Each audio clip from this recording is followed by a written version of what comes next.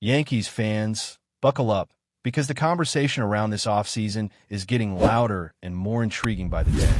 Every time a new report surfaces, it feels like the entire baseball world keeps circling back to one name, and the buzz around him is becoming impossible to ignore.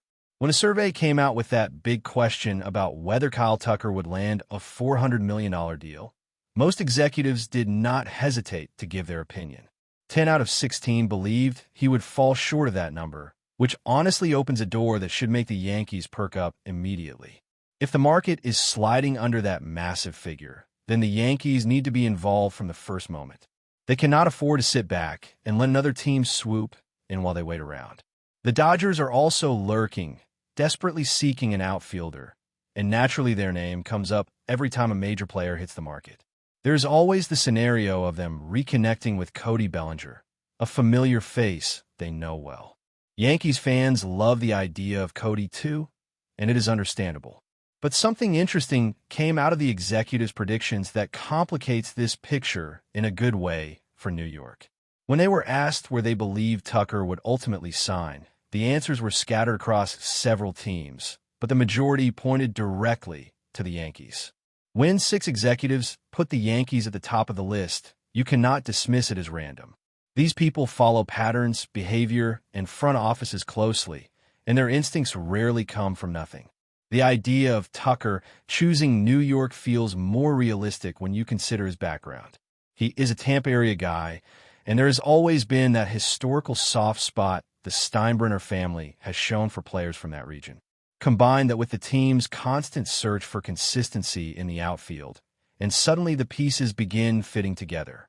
Before the qualifying offer situation with Gresham, the idea of signing Cody made a lot of sense because the Yankees needed a center fielder. But now, with the center field spot locked up at least through the upcoming season, the search pivots to a strong corner outfielder. Cody can absolutely handle that role, but Tucker brings something different, something bigger, something that feels more tailored to the long-term identity the Yankees are trying to build. And when you look closely at the numbers, the case for Tucker becomes even more convincing. His defensive performance last season was far from poor, and despite spending most of his time in right field, it is hard to imagine that transitioning him to the opposite corner would be a problem. Baseball is full of examples of players adapting smoothly.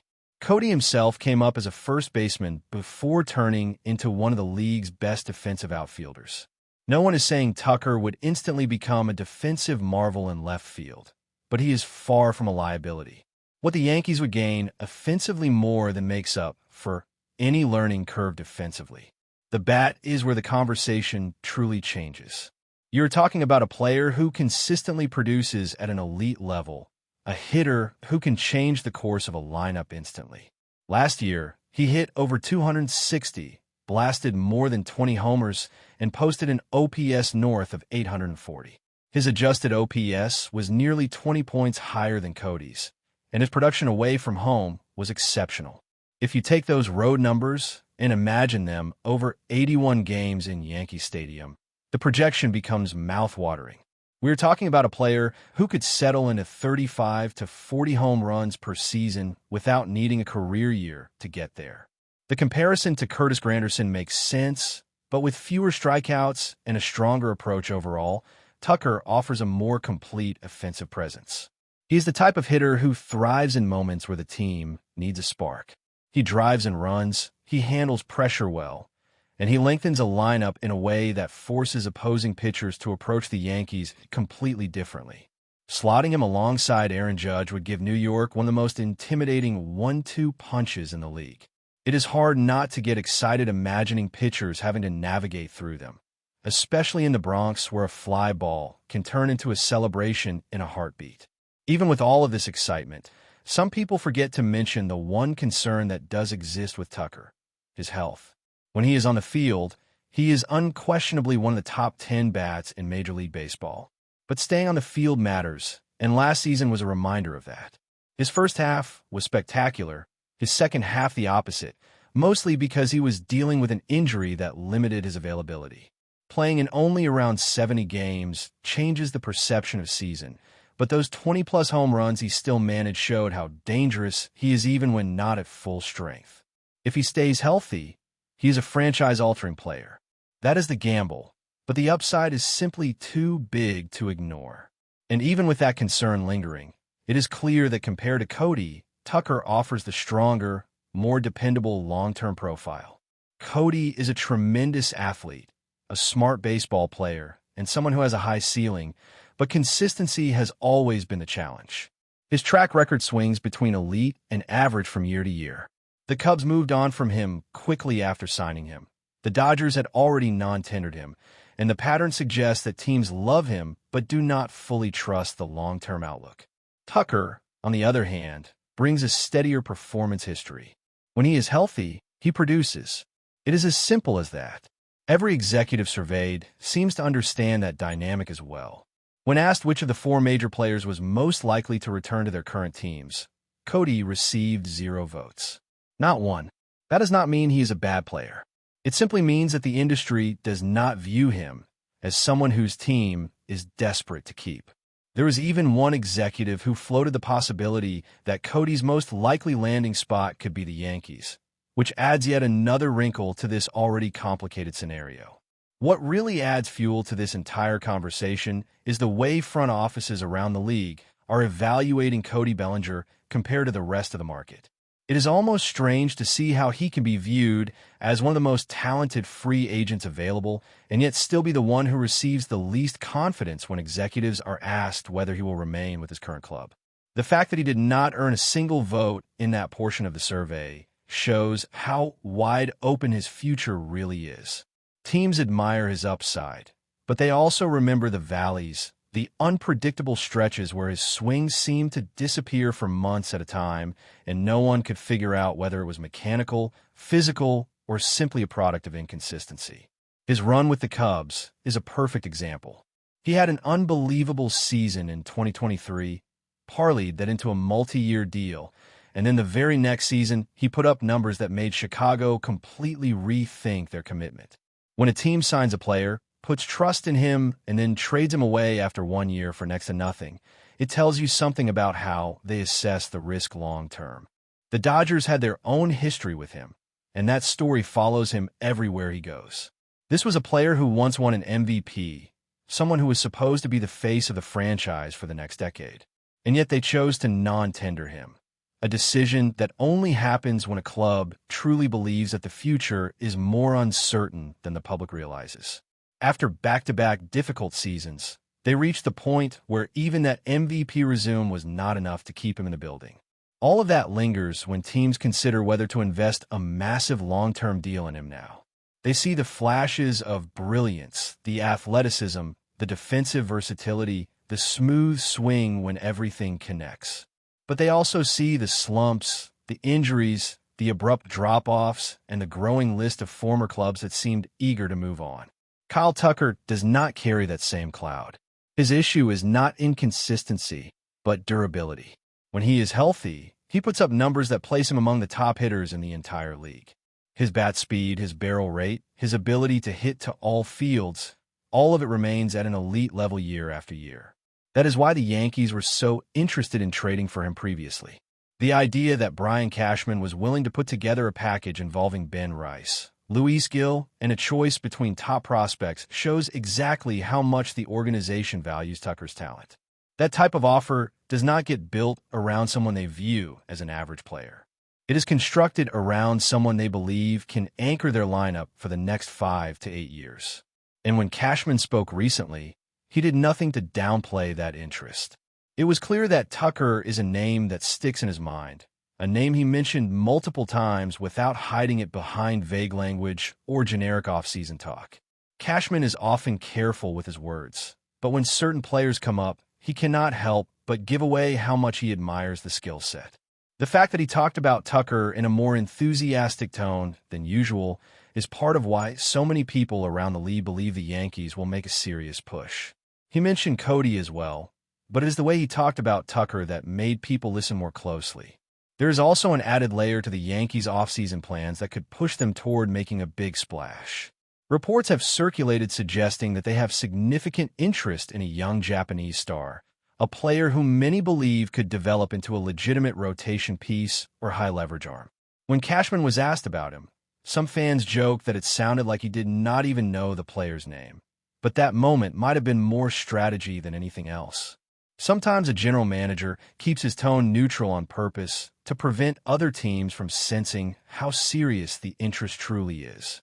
The Yankees do not want bidding wars to escalate beyond reason before they even step into the room, especially with a budget that already has enormous commitments. Whether their interest in a young pitcher is real or simply a smokescreen to mask other priorities is something only the front office knows for sure, but it certainly adds tension to an offseason already full of moving pieces. What is becoming more and more apparent is that the Yankees have positioned themselves to make at least one major addition. The front office has dropped hints, executives around the league have noticed their behavior, and even rival teams are beginning to anticipate some type of enormous swing. If Tucker is truly available for a number below that massive $400 million mark that many assumed he would require, then this becomes a rare opportunity. Elite left-handed bats who fit Yankee Stadium perfectly do not hit the market often. Even fewer come with the combination of plate discipline, contact skills, and power that Tucker offers. New York cannot allow financial hesitation or fear of long-term risk to stop them from pursuing a player who could reshape the entire lineup. Imagine the energy that would sweep across the Bronx if the Yankees opened next season with Tucker hitting ahead of or behind Aaron Judge. That pairing would change how every pitcher prepares for the series, how every bullpen strategizes late in games, and how opposing managers decide whether to challenge the strike zone or pitch around danger. Tucker thrives in those high-pressure moments, and Yankee Stadium is a place that rewards players who embrace that intensity. His swing is built for the short porch, his approach is built for hostile environments, and his confidence is built for the kind of spotlight that turns ordinary players into legends. The truth is that the Yankees need a stabilizing presence in the lineup to complement Judge, someone who can carry the team through stretches when the offense goes quiet. For years, the team has been missing that second major force, the counterpart who can elevate the lineup from dangerous to unstoppable. Tucker has the skill set to be that player, and that is why the idea of adding him feels less like a luxury and more like a necessity. The Yankees have lived through too many seasons where everything relied on Judge staying healthy and producing superhuman numbers. Bringing in Tucker spreads the responsibility, deepens the threat, and creates a lineup that opponents cannot manage with simple matchup strategies. But before we continue, please remember to join our channel and give this video a like. Your support allows us to keep bringing you the latest news about the New York Yankees. Feel free to share your thoughts on the news in the comments. New York baseball has been humming with a strange electricity after a brief, almost offhand remark from Aaron Judge set off what insiders describe as a storm of locker room tension. The city knows how to inflate a spark into a spotlight, but this time the spark hit Pete Alonso directly, and those close to the Mets slugger say he did not take it lightly. What exactly Judge meant remains open to interpretation, yet the tone of his comment, a playful jab, depending on who you ask, has spread across the city like a late-night whisper turning into a morning shout. Witnesses say Alonso reacted with a mix of disbelief and simmering irritation, pacing around the Mets facility while teammates tried to lighten the mood. One source claims he even muttered that Judge should worry about his own house, though that line has already become fuel for fan debates on both sides of the borough divide.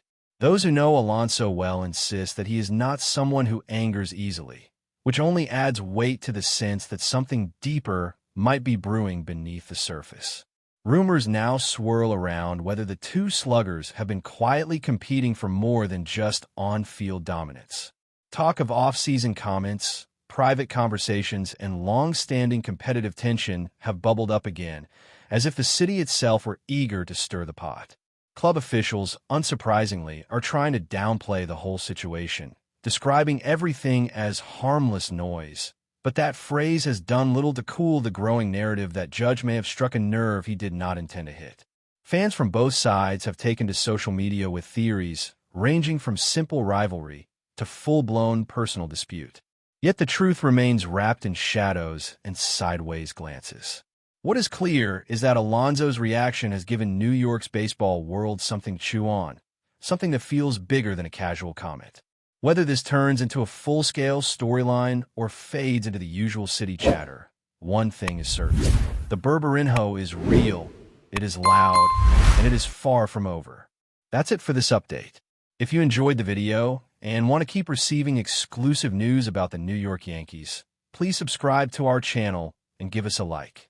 We always appreciate your comments and opinions. See you in the next video.